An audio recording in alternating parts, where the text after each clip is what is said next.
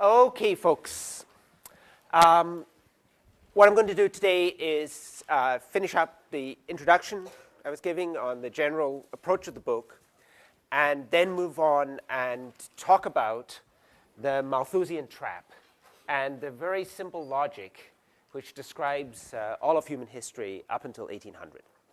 So what I had said last time was one of the peculiarities of this book and this approach to history is that there's only one event that matters in human history, right? And there's only one thing that you have to explain, and the big puzzle is, well, why did that one event occur almost within our lifetimes, just 200 years ago? You know, why not earlier this 100,000 years of human history, and what was it that actually created then this one event? And what I wanted to alert you to was the fact that most accounts of long-run economic history are actually thickly populated with many events and with many alternative revolutions, right? And so, for example, if you talk to archaeologists or anthropologists, for them, one of the great events is the Neolithic Revolution, which is this crucial transition between hunter-gatherers and settled agrarian society. We'll see as we go through the book why, in this account, it just doesn't really matter, the Neolithic Revolution. It really is part of this earlier regime. Then there's the commercial revolution that people have posited, the development of modern institutional forms of commerce that now dominate our lives and sometimes make our lives miserable. There's the Protestant Reformation of 1517 to 1648, which is a very important change in religious ideology, which some people have given great importance to in terms of the rise of modern industrial society. There's the Scientific Revolution of 1543 to 1700. And one of the things we'll see is that this growth in the economy since 1800 is entirely the product of scientific and technological advance, right? That's what underlies all of this. And so one of the arguments has been, well, we need to look at what was the intellectual revolution that made modern science possible, right? But the puzzle that people run into is that this scientific revolution occurs long before you see economic growth. And so then the puzzle is, well, why doesn't it immediately lead to economic growth if this itself is really the fundamental that lies behind economic growth, okay? And then, as I said, there's the Industrious Revolution that my colleague Jan de Vries from Berkeley has recently posited, which is a change in people's consumption behaviors away from large-scale consumption of leisure and towards large-scale consumption of goods.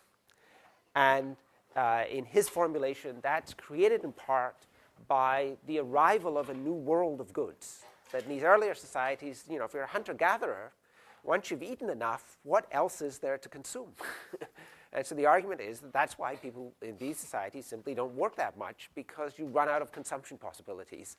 That preceding the Industrial Revolution, there's actually the creation of a new world of consumption possibilities, and that's what sparks the eventual rise of the modern economy.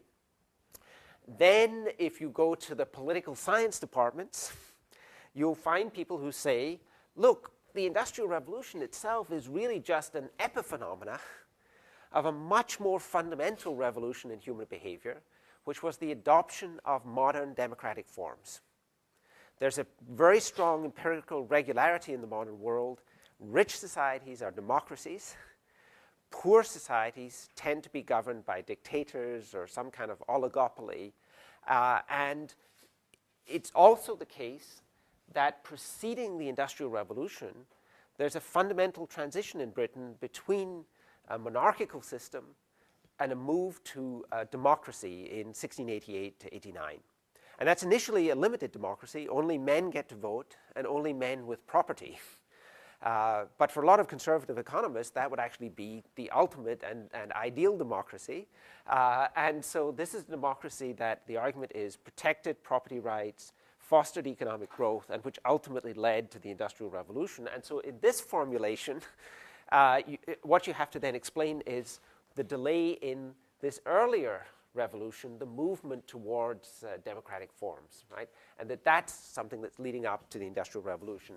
And then the last of these other important revolutions that people have discussed is what's called the demographic revolution that occurred between 1870 and 1920. And we now live in high-income societies in a world where there are very few children. And in fact, what we'll see is that in some societies, such as Italy, reproduction rates have fallen so low that there's only something like 1.3 children per woman. And if those rates continue, then actually within a relatively few hundred years, there will be no Italians. And so we actually now live in a society where people, high-income people, choose to have very small numbers of children. It turns out that in the pre-industrial world, rich people chose to spend part of that income in having more children. There's a positive association in the pre-industrial world between your wealth and how many children you have.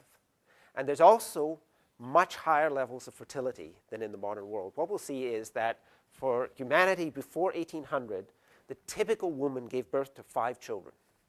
Okay? Now, after 1870, it actually occurred within just a couple of generations. By 1920, in high-income economies, we've moved to a world where the typical woman gave birth to 2 children. It turns out that that transition was very important also in creating modern high-income societies, because it meant that this technological advance occurring after 1800 was all channeled into higher incomes per person. And very little of it was channeled into just expanding human population, right? There's still been enormous population growth since the Industrial Revolution, but that growth could have been dramatically faster. And if that growth had been dramatically faster, then the pressure on natural resources would have been much, much greater. And that could have acted as a very important brake on the rise of incomes in the modern world. And so it turns out that the modern world really is actually created by 2 events. One is this technological revolution of around about 1800, the Industrial Revolution. But then secondly, by this demographic revolution, which occurs in 1870, which means that all of that technological advance now is actually being devoted towards increasing the income per person. And very little of it is channeled into increasing the numbers of people in modern society. And again, one of the issues that arises is this a separate revolution? Okay? And what you'll see that I argue in the book is that no, that this is just an echo of the Industrial Revolution. It's just another consequence of that basic fundamental revolution, the Industrial Revolution, and that I try to kind of unify within the book, right? Now, the question is, well, why would you want a history of the world that has only one event in it? And it turns out, if you start thinking about this, that once history starts getting populated with multiple events, it gets harder and harder to actually come up with any coherent account of world history. Because even once we move from one event to 2 events, then we have to ask, well, why did one of them occur before the other? Why did the Industrial Revolution come first, and why the demographic revolution second? And then the second thing that we have to say is, why is there the time gap between those events, right? So once you move from 1 to 2 events, the problems of explanation actually multiply. You throw in a 3rd event, and now you've got to arrange 3 events in order, and you see that things get harder and harder as you go along. And any satisfactory theory would actually have to relate the order and timing of these events. And once you do that, in some sense, you're moving back to a 1-event account of history, right? If we think of having a completely scientific account of history, what it would actually say is that if we really understood the world in 100,000 BC, and we understood the laws of motion, we'd be able to say, well, now I can predict, I may not be able to predict the exact timing, but I can predict within a certain range this will be the events of human history, right? This is where we're headed, right? If we really understood history in a scientific sense, right? Most historians have given up on the idea of doing this kind of scientific history. It's only older historians like Marx who really thought that you could build a science of history. And so one of the bizarre things about this book is, in some sense, it embarks again on this grand idea of saying, well, could we have a kind of a scientific history? Could we have a history which somehow spells out the laws of motion of societies? And we'll see that the book doesn't really achieve that aim. But in some sense, it's a fundamental idea that you have to grapple with in terms of what kind of history do you want. And any satisfactory history, in some sense, has to say, if we went back to the dawn of people, and we understood human nature, and we understood the physical environment, we must be able to give some kind of mapping of where are we headed at that stage. And that mapping would also have to then say, how do all these events interrelate, and why will they occur in a particular order? And if the democratic revolution is really the source of the Industrial Revolution, then we have to then simply say, well, how are these two things connected? There'd be some other meta-theory that connects these two things. And in the end, in some sense, all satisfactory histories really actually end up coming down to having zero events in world history, right? Because really everything is just going to be a progress from that initial development, okay? And so that's why, even though it seems bizarre at first that there's only one event in history, it actually, in some sense, may be one event too many. Question? About the democratic right. revolution, what about the ancient Greeks? Men had the right to vote even the Right. Yeah, so the question here is, a very correct question, is England in 1688 is not the first democracy in the world. In fact, ancient Greece had an established and long-standing form of democracy. There are other societies, such as Iceland, which actually had democratic rule since the Middle Ages and has one of the longest established parliaments in the world. And so and as I say, since I'm not a proponent of the idea that democracy, and we'll see in the book, it very strongly argues that democracy is actually not a necessary ingredient for modern growth. It's not a problem for me, but it would be a problem for anyone who thought that this was the source of all modern growth, right? And so you'd have to have some ancillary theory about how there were other conditions that you needed in addition to democracy, right? But as I say, I'm not a defender of this idea. So this book, so the idea then behind the book is to really try and simplify the history of the world. It oversimplifies the history of the world, right? But there's a certain reason why you would want to start that way and then add complications. If you start instead with all the complications, then it just becomes very hard to actually have some idea about, well, why do things happen in this way? And one problem we run into with history is that we don't get to do tests, right? We can test elements of the ideas, but we don't get to do experiments in terms of history. So it's a very difficult subject to practice because of this. But the philosophy of the book here is to clear everything away, start with some very simple description, and then just see how far can we get with that description.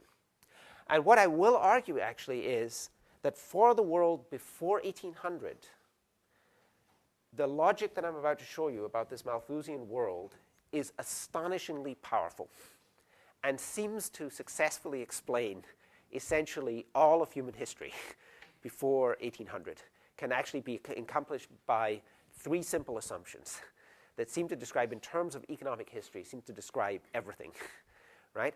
And after that, it turns out it becomes much, much more difficult to actually explain economic events, right? But our success actually lies, but we're explaining 99% of human history. We're very good.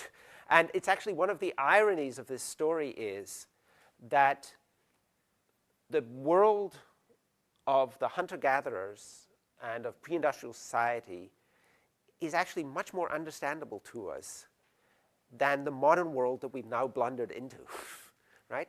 And normally we think the close things will be the things we'll understand, the distant things will be the things that we have difficulty with. The odd thing about economics is that economic models actually work very, very well in explaining pre-industrial societies. Now we'll see as we go through this that we have tremendous difficulty in understanding modern world. And if you ask any economist why there's a 40-to-1 difference in income per capita between the richest and poorest societies, you'll see that that's actually an astonishingly difficult thing to actually explain in the modern world.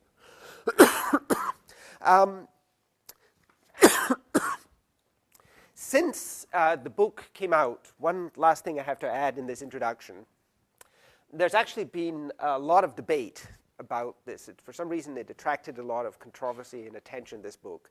And if actually you go to my website, there's something like 67 different reviews of the book that I actually linked to on the website. And as a result of that debate, it's actually clear to me now that some of the ideas in the book are actually not correct. And so that's, you know, one of the difficulties of scholarship is that, you know, it's not stationary, you know, and even as we write something once, we then have to kind of, you know, new information is arriving all the time. And I'll talk about that as we go through, but you've got to be alert to that some of the propositions that are actually in the book now, I've come to realize, are not actually maintainable in practice. And one of these, for example, is the claim of the book that the demographic revolution is really just an echo of the Industrial Revolution. I've come to understand that claim isn't sustainable. And it's possible then that there really are two events that created the modern world, and that this really is a separate and independent event which need not necessarily have happened, right? And as I say, that complicates the history of the world enormously, because it raises this question then, well, why didn't this event occur in 1000 AD or in 1000 BC, right? Why is it occurring after the Industrial Revolution, but something like 100 years after the onset of the Industrial Revolution? Why did this other fundamental change take place in people's behavior? And so that's something that we'll grapple with as we go along. And actually, I have to say, currently, I don't have any good idea, right? But it turns out it's very important in the creation of the modern world. And so we'll come and we'll look at that when we come and talk about these things. And the second thing that I've come to feel may not be correct is that it's assumed in this history that nothing of importance, no event of importance happened all the way through this long prehistory. I now have come to feel that there may have actually been another revolution then, but not the Neolithic Revolution. But there's another more subtle revolution that somehow occurred in earlier societies, which actually thousands of years later set the groundwork for the Industrial Revolution. And that is that there was something which we call a property rights revolution. That somehow some societies made the transition from ones where violence and force was the way that goods are allocated between people to ones where you could actually have a legal system and a set of rules that actually entitled people to property and allowed people to transfer that property. Now, the problem is that that revolution, it doesn't occur just before the Industrial Revolution. Societies like ancient Rome, ancient Greece, Babylon, 2000 BC, had already passed through that revolution, right? And so it's an event that occurs a very long time before the Industrial Revolution, right? But it turns out there are some societies that never made that transition. So that if you go to New Guinea, for example, there are hill tribes there who thousands of years ago discovered settled agriculture. So they went through the Neolithic Revolution, they have settled agricultural systems, but never actually had that transition towards a modern form of property rights where property is actually secured by law as opposed to by force. And so these individual villages are actually locked, or were until now government has intervened, in just endless conflict with each other. Armed conflict was the norm. It was your village against the neighboring villages all the time, and the fields had to be protected by watchtowers so that you only work the fields, and the conflict continually is over who gets the land and who gets the property in these societies. And that creates a very different social order than the one that actually led to the Industrial Revolution. And it turns out it's important in the story of the book that we actually have that kind of social order where goods are transmitted through a legal system. And previously, in the book, I just assumed that, well, once we got settled agriculture, this was just a natural evolution. Once you move from hunter-gatherer society to a society with settled agriculture, it would just be a natural evolution that you would then settle on modern property rights.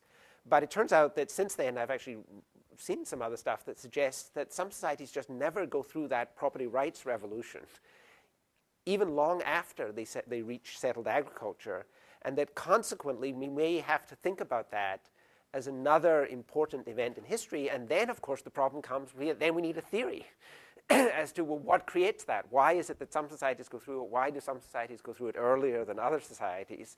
And so, again, it's going to complicate the history of the world. But despite that, I still think that in this description, the good thing here is that you'll see all of the problems, all of the questions, and also some characterization of what any potential answer is going to have to look like in terms of giving a satisfactory economic history of the world. So one last thing, let me say by way of introduction, is that this class requires only Economics 1. And in fact, you don't even need Economics 1 to successfully sit in on this class. And so one of the people who read the book, who contacted me, was the chair of the math department here at Davis, said, I read the book, I really enjoyed it, I think I understood exactly what the issues were, right? And so I don't think you need to know any economics to actually look at this and understand these issues. And what's interesting about that is there's a whole bunch of major intellectual issues that are extremely difficult to understand, and that I realize now that I've reached the age of 51, I've just given up. I'll never understand these things, right? So for example, quantum mechanics, it's just beyond me. You never, it's too difficult, right? And what the physicists are debating about, string theory versus non-string theory, that's impossible. You'll never understand that, right? There's lots of problems even of philosophy, like the mind-body problem, which again, are just intrinsically very, very difficult problems, and that really it's very hard to really get a good understanding. What's interesting here is this is actually one of the fundamental issues in terms of understanding who we are, where we came from, how we got here. And it's one of the great puzzles of human history, is why history took this form. And what's nice about this is that I can explain to you exactly the kind of problems that the best people in the world who are thinking about this are actually grappling with, right? That this is great unsolved problems of history that we have here, but they're ones that where you can actually understand exactly what the problem is. You can understand what various of the solutions proposed are. And so one of the nice things about this class is that we're really talking about one of the, if you had the list of the unsolved problems of human existence, this would be on the list, why history took this odd form. But it's one what I think if you read the book, pay attention in section, that by the end, you will actually have a pretty clear understanding of why this is such a puzzle and why the proposed solutions are so difficult and what else we would need to know in order to solve this. And so that's what actually makes it, hopefully, a relatively fun class for you to do. Okay? Okay, so that completes the introduction. What I want to go on now and talk about is, first of all, let's erase all of this material.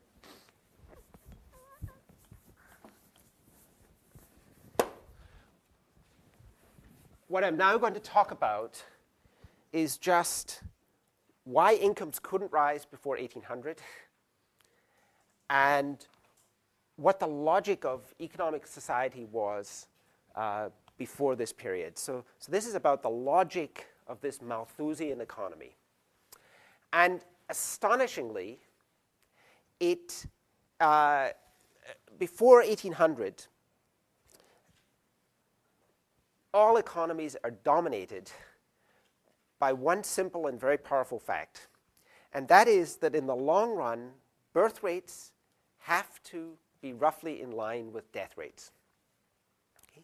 Once you go over any long-run period of history, if it was the case in these societies that birth rates even exceeded death rates by very modest amounts, world population would have exploded by 1800.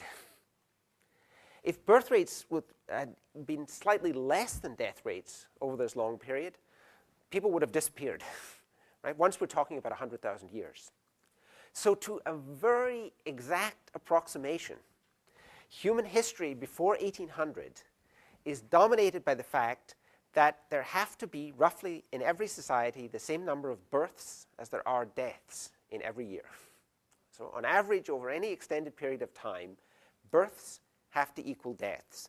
And one of the implications of that, right away, and it's a kind of surprising implication, is that the average woman in the history of the world before 1800 had 2 surviving children, right?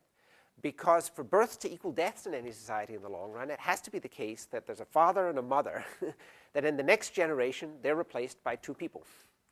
And so it turns out to be one of the truths, the universal truths of pre-industrial societies, is that these are societies where, on average, women had 2 surviving children. Question?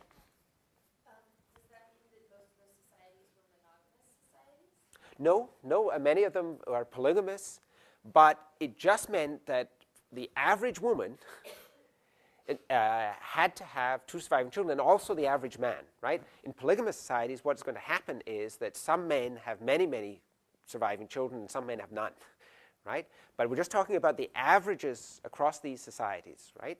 And so, as I say, it's a surprising fact, and also it should surprise you as well, because in the modern world, if we go to low-income societies, for example, in sub-Saharan Africa, what we find there are many societies where women have an average 4 surviving children, or even 5 surviving children.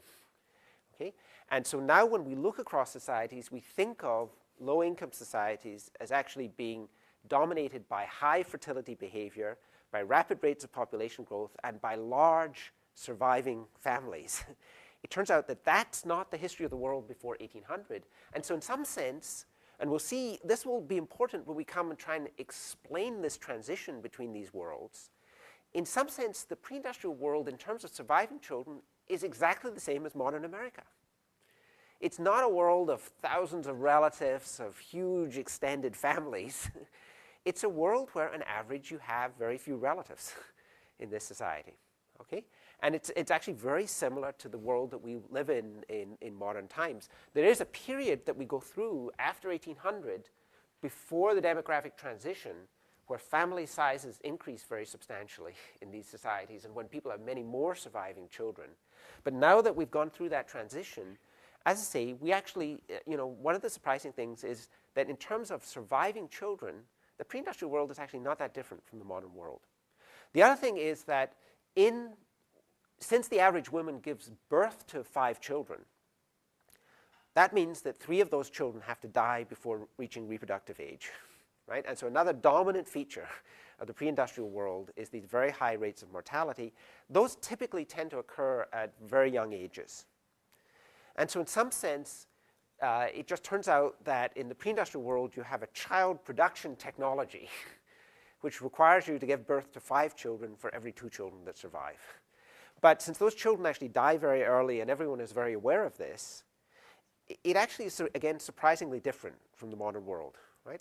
And so I've spent a lot of time looking at the records of pre-industrial England, and in response to these high mortality rates, people would reuse names for children. So you'd have a son, you call him John, he dies. Another son comes along, he's John as well, he dies. Next son comes, John, and then he dies. And so actually I saw one family where 5 children all had the same name, all died, and then they switched names and the next one survived for some reason, right? But it actually changes people's attitudes to children once you know that you're with this different kind of child production technology, right? But that's the first thing that we actually have in this world, and the crucial element of this logic is that there has to be this balance between births and deaths in this pre-industrial world. The next thing that's surprising about this is that's exactly the same logic we'd apply to any animal species at any time. All animal species have to be in balance with their resources. All of them reach population stability over the long run. And so it turns out that we'll see that before 1800, the laws I'm going to describe for economies turn out to be exactly the laws that apply to all animal economies. There's no difference between human economies and animal economies before 1800. They are the same. Since then, we've actually become human since the Industrial Revolution, in the sense that you need a different set of laws to describe human economic society than you do need to describe animal societies, right? So in some sense, economists could argue that we only became human after 1800, right, with the Industrial Revolution, in the sense that now you need a different set of rules to actually describe human and animal societies. And what this logic that we're going to see, it has a very powerful implication that we'll test in the next chapter in the book. And that powerful implication is going to be that people at the eve of the Industrial Revolution were not any better off than the original hunter-gatherers, right? That there was no reason to expect any gains. And that is something that almost all historians would say cannot be true, right? Because the popular conception of history is actually that if this is 1800 and the Industrial Revolution, is the idea that there was slow growth to the Industrial Revolution and then a speed up in growth after the Industrial Revolution. And so if this is income and this is time, so the popular conception is that if we go back far enough to something like 1,000, then we'd find a period of income stability. But then the Industrial Revolution is actually preceded by a whole series of changes that are gradually making people richer, and then we finally get a takeoff here, right? And one of the things I'm going to argue in this book is that that is really not the nature of history, that really the nature of history is flatness and then a takeoff, only at the time of the Industrial Revolution, right? But that's something we can actually test. That's something we can get empirical evidence for, and my claim is the evidence is all in favor of this proposition that actually follows from the logic of the Malthusian economy and is against this other idea that there really are these three stages to history: early history, the early modern world when we're getting ready for the Industrial Revolution, and then the post-Industrial Revolution period itself. Okay, so what do we need then in order to describe, as I say, 99% of human history? We need three assumptions. The first assumption is simply that the birth rate in early societies increases with the income of the society. Actually, we don't even need this first assumption. It could also be flat with the income, right? But we'll assume that it's going to increase with the income. And so we're going to denote the birth rate by B. And all we're assuming is that that birth rate increases when income increases. Okay? Again, we can actually go and observe empirically if that's the case. And it turns out for pre-industrial England, we can actually observe that in cross-section, rich people have more children than poor people. That the rich women give birth to more children than poor women. There are other societies where it's actually surprisingly flat. Okay, so there are actually periods we can observe where it just seems to be flat. And it turns out it doesn't really matter for a model, right? The crucial thing we can't have is simply a very sharp decline in birth rates as income goes up in these pre-industrial societies. Okay, and that we don't observe, right? And so that's fine. So that's our first assumption. The second assumption, and you can see that it's really not a very dramatic assumption. It seems pretty simple and innocuous, right? The second assumption that we're going to need is that the death rate in this society, the number of people dying per year in any society, that declines as income increases, right? So we're going to assume that the death rate goes down as income goes up. Okay? Now, that assumption, in some sense, just seems absolutely obvious, right? If we reduce income to zero, everyone dies, right? And so that if we get income low enough, we can kill everyone. Okay, and so it's got to be the case that as income goes up, fewer people die. But it turns out that even beyond kind of starvation level incomes, increases in income seem to cause declines in death rates. one way we can observe this is actually in the transition to the modern world, because we'll see that in the pre-industrial world, life expectancy at birth was typically in the order of 30 to 35 years at birth. Life expectancy now is in the order of 75 to 80, right? So we've had this enormous increase in life expectancy. And most people think, well, we owe the doctors thanks for this, right? That we should bow down and genuflect before medicine, and we should say, take those enormous salaries that you have because you deserve it. You transformed human condition. It turns out that modern medicine really couldn't do almost anything for people before about the 1930s, when antibiotics came in. Before that, medicine actually could do very little in terms of, they could do a few simple operations. There's a few simple procedures. There's some vaccinations that they could do. But it actually had relatively little impact against the major diseases that were killing people before that, diseases like tuberculosis, cholera. Medicine actually could do relatively modest amounts for people. It's also the case that life expectancy at birth by 1900 in rich societies had risen to be more than 60, right? So that most of the gain between the pre-industrial world and the modern world in life expectancy actually came before we really had modern scientific medicine. And one of the arguments that's been made for that is simply because we got a lot richer. And rich people can live much longer than poor people, even well above starvation levels, and it's for a number of reasons. One is simply that you live in much more housing space. People like to have clean water, so that when you're richer, you arrange for better water supplies. People don't like to live amongst human waste. When you're richer, you make sure that that waste is hauled away somewhere else. Okay? And so just by those processes of acquiring higher incomes, getting more housing space, you change your clothing more often, you wash more often, that all of those processes actually were sufficient to dramatically increase life expectancy amongst people. And that in the pre-industrial world again as well, in the case where incomes were high, you would actually get reasonably good life expectancy by people. And so that consequently, across quite a wide range of incomes, the death rate would actually decline as incomes went up. Okay? But as I say, this assumption seems, it can't be false, that one, right? So we know that this one has to be true. This one here, we know from empirical observation that birth rates certainly don't decline when income goes down in this society. And one thing you should be clear about is that certainly in Europe, before 1870, there are very limited methods of contraception that people have. And for social reasons, actually, in Britain, even condoms are not regarded as socially acceptable. And so that, it's not a world where there's a lot of contraceptive choices.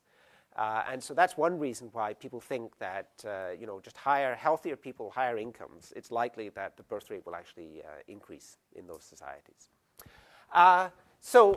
And then what's the third assumption that we're going to make?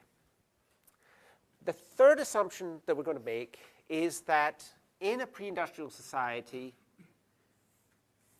income will go down when population, which we'll denote here by n, when population increases. And why is that going to be the case? Okay? To think about that, let's just draw a simple picture here. And in this picture, let's have on this axis the population, n. And on this axis, we'll have the output of the society. Okay? And income per person is just the output divided by the population. And what this assumption corresponds to is the following idea about output that looks like that with population. Okay?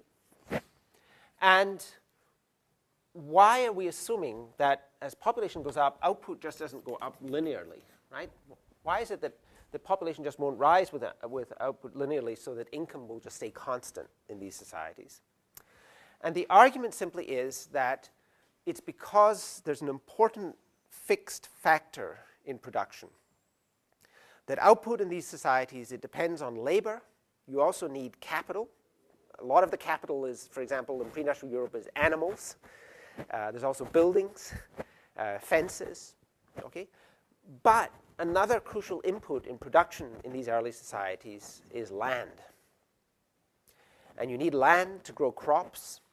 It also turns out that this is a world that's, for the most part, is actually a self-sustaining world also in terms of energy, right? One of the other great things that occurs about the time of the Industrial Revolution is that we move from self-sustaining economies to economies that were sustained by mining the fossil wealth of the earth, right? And we're eventually going to have to move back to some kind of self-sustaining society, right?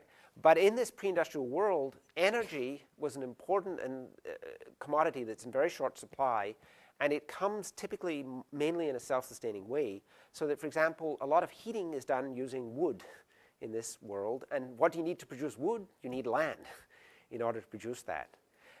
Clothing materials come, again, it's linen and it's wool. You need land, right? Building materials, bricks are made using clay and energy. You need land to make the bricks. Timber is also used for construction. You need land in order to do that.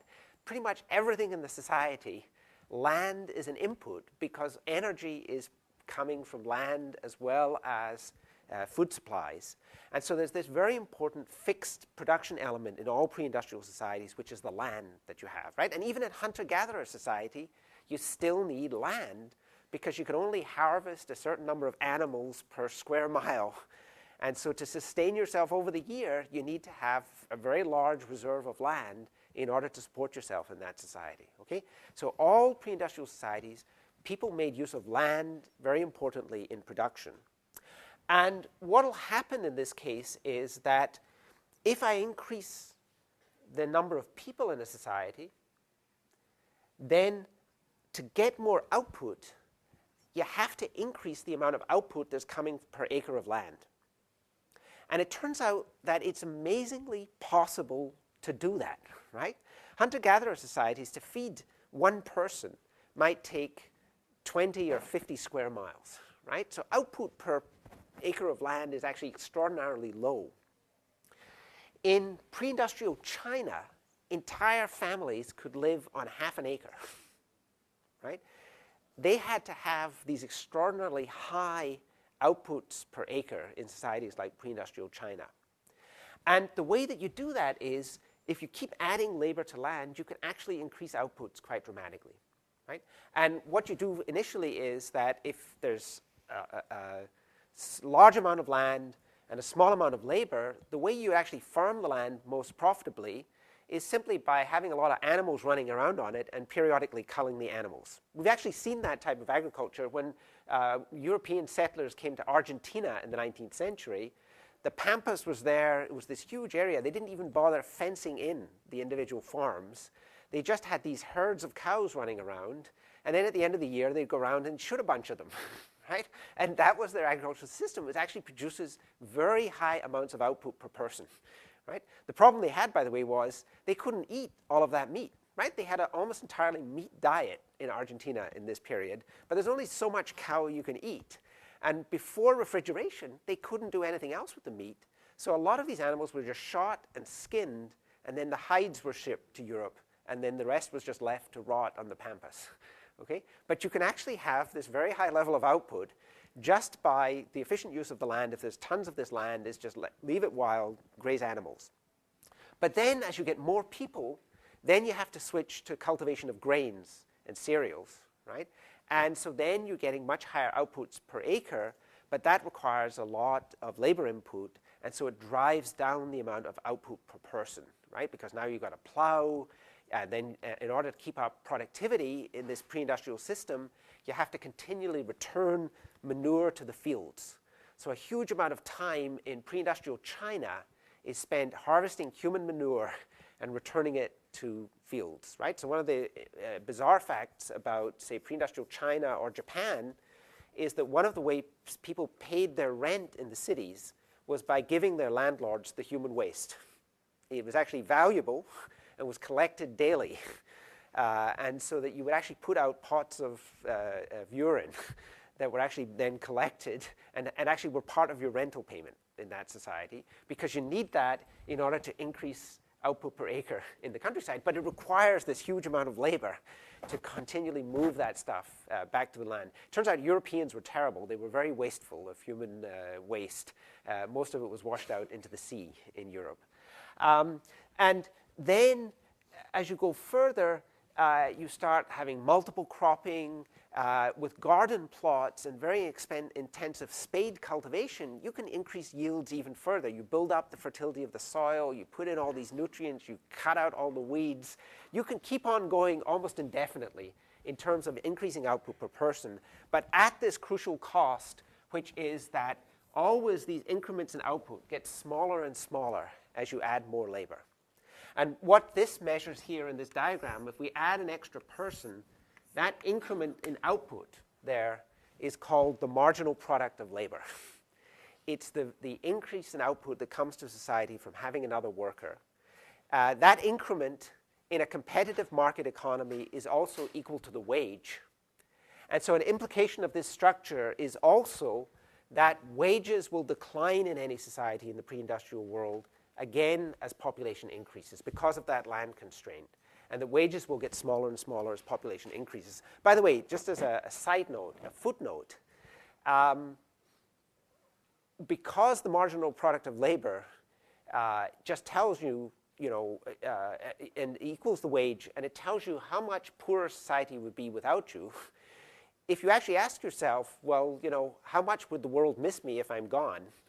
Then the answer is, in economic terms, just look at your paycheck.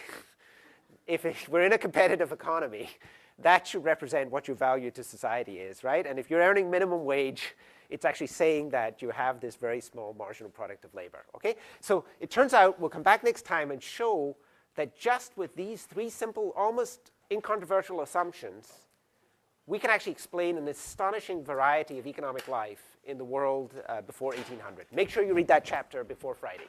Thank you.